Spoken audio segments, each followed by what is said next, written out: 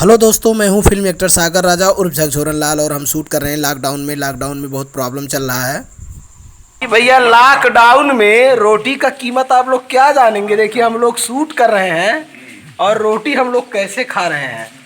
Lockdown का रोटी का कीमत बहुत ही महंगा है।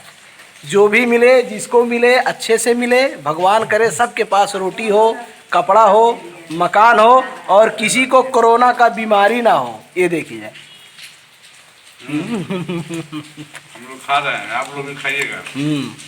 क्या करें दोस्तों, लॉकडाउन में निकलने का आदेश नहीं है, बट अपनी मजबूरी है कि अगर हम कमाएंगे नहीं तो खाएंगे क्या। छोटा मोटा काम कुछ मिल गया है जो हम लोग कर रहे हैं और मुझे इसमें हीरो का लीड मिला हुआ है। बहुत अच्छा है, बहुत इंजॉय कर रहे हैं और आप लोग ये वीडियो ज़रूर देखिएगा। बहुत हम लोग इंजॉय कर रहे हैं लॉकडाउन में। तो दोस्तों, मैं यही परमेश्वर से प्रार्थना करता हूँ कि रोटी, दाल, कपड़ा, मकान किसी को घटे ना और किसी को कोरोना का बीमारी ना हो। सबके पास कपड़ा, रहने के लिए घर, खाने के लिए खाना होना चाहिए।